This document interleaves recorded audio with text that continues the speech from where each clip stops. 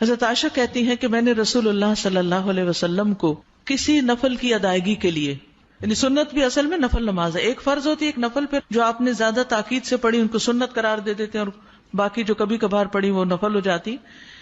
کسی نفل کی ادائیگی کے لیے اتنی جلدی کرتے نہیں دیکھا جتنی جلدی آپ نماز فجر سے پہلے 2 رکعتوں کے لیے کرتے تھے.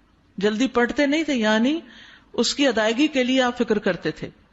حضرت عائشہ ہی سے روایت ہے کہ نبی صلی اللہ علیہ وسلم نے طلوع فجر کے وقت 2 رکعت نماز، یعنی فرض کی بات ہے یہاں، آپ نے 2 رکعت نماز پڑھنے کی شان کے بارے میں فرمایا کہ ان کو پڑھنا میرے نزدیک ساری دنیا سے زیادہ محبوب ہے.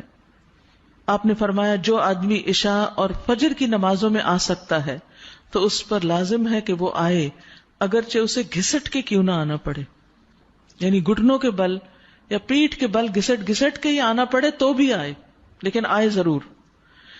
کیوں؟ اس لیے کہ جو شخص فجر کی نماز پڑھتا ہے وہ اللہ کی حفاظت میں آ جاتا ہے. رسول اللہ صلی اللہ علیہ وسلم نے فرمایا جس نے صبح کی نماز پڑھی پس وہ اللہ کے ذمے میں ہے، اللہ کی حفاظت میں ہے، اللہ کے ذمے ہو گیا. پس اللہ تم سے اپنی حفاظت کے بارے میں کسی چیز کا مطالبہ نہ کرے. کیا مطلب ہے اس کا؟ یعنی جو اللہ کے ذمے ہے اس پر کوئی ظلم نہ کرے اور ظلم کر کے اللہ کے سامنے جواب دہ نہ ہو، اس لیے کہ جس سے اللہ پوچھے گا، مطالبہ کرے گا، یقیناً اسے اپنی گرفت میں لے لے گا اور لے کر منہ کے بل جہنم میں پھینک دے گا. اس سے کیا بات پتہ چلتی ہے کہ جو شخص فجر کی نماز کی حفاظت کرتا ہے وہ اللہ کے قریب ہو جاتا ہے، اللہ کی حفاظت میں ہو جاتا ہے. کسی کو حق نہیں کہ اس پر ظلم اور زیادتی کرے. جو اس شخص پر زیادتی کرے گا جو فجر پڑھتا ہے تو وہ دراصل اس ذمے میں خیانت کر رہا ہے جس کو اللہ نے اپنے ذمے لیا ہے، اور پھر قیامت کے دن اللہ تعالیٰ ایسے شخص کو پکڑے گا. یعنی فجر پڑھنے والے کی عزت اور احترام لازم ہے، کیونکہ صرف مومن ہی اس کی پابندی کرتا ہے. بہت سے لوگوں کے لیے فجر کی نماز بڑی بھاری ہوتی ہے، وہ ایک خاص وقت سے پہلے نہیں اٹھتے. کچھ لوگوں کی اکثر ہی قضا ہو جاتی، وہ چونکہ دیر سے سوتے ہیں تو صبح اٹھ نہیں پاتے، تو ان کی حفاظت اللہ کے ذمے پہ نہیں ہے. تو اس لیے بہت ہی فکر کرنی چاہیے کہ فجر کی نماز قضا نہ ہو، یعنی کوئی باقی کر لیں، نہیں، کیونکہ باقی تو پھر ہم جاگ ہی رہے ہوتے ہیں نا، تو اذان بھی سنائی دے دیتی ہے اور وقت بھی پتہ چل رہا ہوتا ہے اور دوسروں کو بھی ہم دیکھتے ہیں پڑھ رہے ہیں تو پڑھ ہی لیتے ہیں. لیکن فجر کی چونکہ ایک ذمہ داری ہوتی ہے اٹھنے کی بھی، اور پھر وقت پر اٹھنے کی، اور پھر مسجد میں جانے کی، تو اس لحاظ سے اس کی حفاظت بہت ضروری ہے. اور فجر پڑھنے والا شام تک اللہ کی حفاظت میں ہوتا ہے. اس میں ایک واقعہ بھی آتا ہے احادیث کی کتابوں میں. اعمش کہتے ہیں کہ سالم بن عبداللہ بن عمر، ابن عمر کے کیا لگے بیٹے اور حضرت عمر کے پوتے، یہ حجاج کے پاس بیٹھے ہوئے تھے. حجاج کے بارے میں سب جانتے ہیں کہ بہت ظلم کرتا تھا. تو حجاج نے ان سے کہا اٹھو اور فلاں آدمی کی گردن مار دو. تو سالم نے تلوار اٹھا لی کیونکہ اس کا حکم تھا مارنے کا، اور اس آدمی کو پکڑا اور محل کے دروازے کی طرف چل پڑا. تو ان کے والد ابن عمر نے ان کو دیکھ لیا جب وہ اس آدمی کو باہر لے کے جا رہے تھے. تو انہوں نے کہا کہ کیا یہ واقعی ایسا کرنے جا رہا ہے؟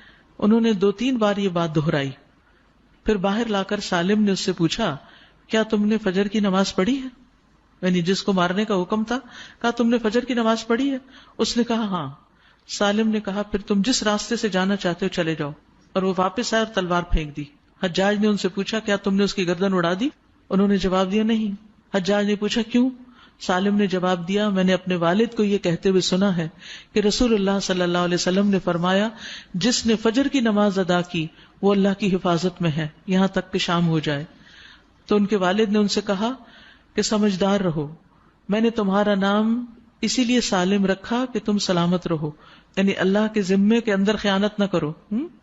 تو بہرحال اس سے یہ پتہ چلتا ہے کہ انسان سے بڑے بڑے حادثے، بڑی بڑی مصیبتیں ٹل جاتی ہیں جب وہ فجر کی نماز کی حفاظت کرتا ہے.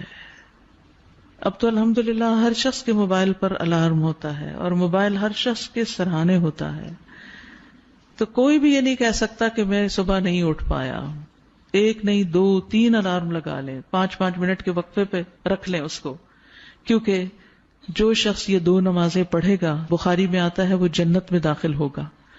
ایک اور روایت میں آتا ہے وہ آدمی ہرگز دوزخ میں نہیں جائے گا جس نے سورج نکلنے سے پہلے اور سورج کے غروب ہونے سے پہلے نماز پڑھی، یعنی فجر اور عصر کی. اور پھر آپ نے فرمایا ان نمازوں میں سستی نہ کرو اگر تم اللہ کا دیدار کرنا چاہتے ہو، اس طرح کہ جیسے تم 14ویں کے چاند کو دیکھتے ہو اور تمہیں کوئی دھکم پیل کا بھی واسطہ نہیں پڑے گا. یعنی جو ان نمازوں کی حفاظت کرتا ہے وہ اللہ کے دیدار کے قابل ہوگا. اور پھر بعض اوقات لوگ رات قیام کرتے رہتے ہیں، آخر حصے میں سو کے فجر قضا کر دیتے ہیں. کیا ہے تہجد کے لیے اٹھے تھے وہ آنکھ نہیں پھر کھلی فجر کے لیے. تو یہ نہیں ہونا چاہیے. عمر رضی اللہ عنہ کہتے ہیں میں صبح کی نماز با جماعت پڑھوں یہ مجھے اس سے زیادہ محبوب ہے کہ میں ساری رات قیام کروں.